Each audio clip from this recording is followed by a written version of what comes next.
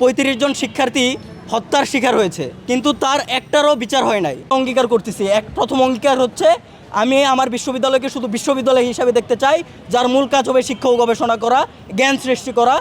এইখানে আমি আমার বিশ্ববিদ্যালয়কে কোনো পলিটিক্যাল পার্টির ক্যান্টনমেন্ট হইতে দেব না।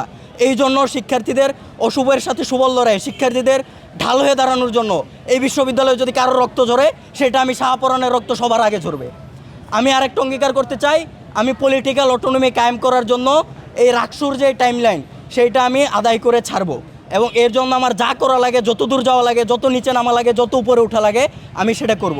শাহপরান, আমি এই বিশ্ববিদ্যালয়ে গণযোগাযোগ ও সাংবাদিকতা বিভাগে পড়ি, এবং আমি রাকসু কেন্দ্রীয় কার্যনির্বাহী সংসদে আমি এজিএস পদপ্রার্থী এবং স্বতন্ত্র। এই বিশ্ববিদ্যালয়ের রাজনৈতিক ইতিহাস কোনোদিনই আমাদের জন্য সুখকর ছিল না। সাংবাদিক ভাইয়েরা, আমি যদি আমার নিজের কথা বলি, আমি যখন বিশ্ববিদ্যালয়ে প্রথম আসি, বাসা থেকে বের হই, আমার বাবা আমার মাথায় হাত বুলিয়ে দিয়ে বলেছিল একটা স্পেসিফিক দলের নাম মেনশন করে, যে ওই বিশ্ববিদ্যালয় তো ওই দলের আখড়া, সাবধানে থাকিস। আমার রাজশাহী বিশ্ববিদ্যালয় এখন পর্যন্ত 35 জন শিক্ষার্থী হত্যার শিকার হয়েছে, কিন্তু তার একটারও বিচার হয় নাই। এবং একটা কথা খুব ভয়ঙ্করভাবে প্রচলিত হয়ে আছে যে বিশ্ববিদ্যালয়ের ভিতরে যদি কেউ খুন হয়, তাহলে সেটার বিচার কোনো দিন হবে না। প্রিয় শিক্ষার্থীরা, আমি আপনাদের কাছে একটা কথাই অঙ্গীকার করতে চাই। অনেক সময় একটা কথা প্রচলিত আছে যে আমাদের বিশ্ববিদ্যালয় নাকি কারো কারো ক্যান্টনমেন্ট, কোনো পলিটিক্যাল পার্টির ক্যান্টনমেন্ট। প্রিয় শিক্ষার্থীরা, আপনাদের কাছে আমি অঙ্গীকার করে বলতে চাই, আমি যদি এজিএস নির্বাচিত হই, আমি এই বিশ্ববিদ্যালয়কে কোনো পলিটিক্যাল পার্টির ক্যান্টনমেন্ট হইতে দেব না। আমার বিশ্ববিদ্যালয় কেবল একটা বিশ্ববিদ্যালয় হবে, যার মূল লক্ষ্য হবে শিক্ষা ও গবেষণা করা। এইটা আপনাদের প্রতি আমার অঙ্গীকার। এবং আমি যেই পদে দাঁড়িয়েছি, এজিএস পদটা আপনারা জানেন, আমার পদটা একটা নির্বাহী পদ, এবং আমার এই পদে থেকে আমার মূল কাজ আমার যিনি জিএস হবেন তাকে সাহায্য করা এবং তার অনুপস্থিতিতে জিএসের কার্যক্রম পরিচালনা করা।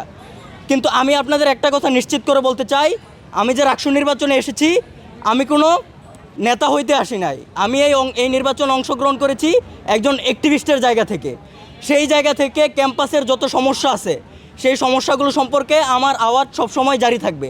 আমি আমার বিশ্ববিদ্যালয়কে একটা স্বয়ংসম্পূর্ণ বিশ্ববিদ্যালয় হিসেবে দেখতে চাই, যেখানে শিক্ষার পরিবেশ থাকবে, যেখানে গবেষণার জন্য অনুকূল পরিবেশ থাকবে।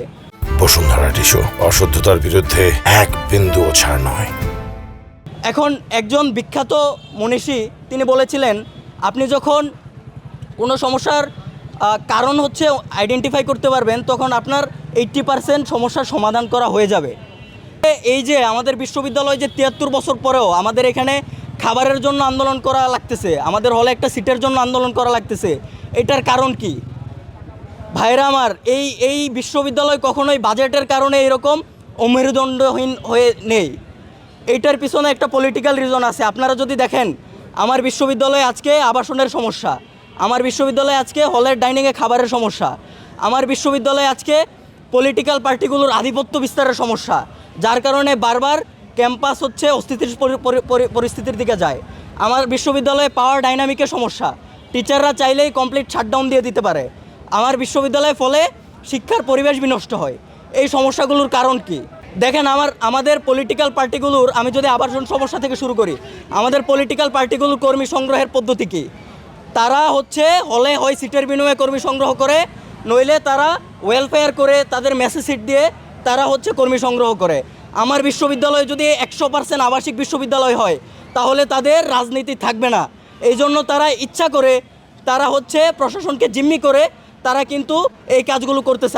আমার বিশ্ববিদ্যালয়কে আসলে সোজা হয়ে দাঁড়াইতে দিচ্ছে না। এবং আমার বিশ্ববিদ্যালয়ে খাবারের সমস্যা, দেখেন, আমার বিশ্ববিদ্যালয়ে যেই পরিমাণ পুকুর আছে, সেই পুকুরগুলোর মাছ যদি ডিরেক্টলি আমি হলে ডাইনিংয়ে নিতে পারি, তাহলে কিন্তু আমার খাবারের সমস্যা 80% সমাধান হয়ে যাবে।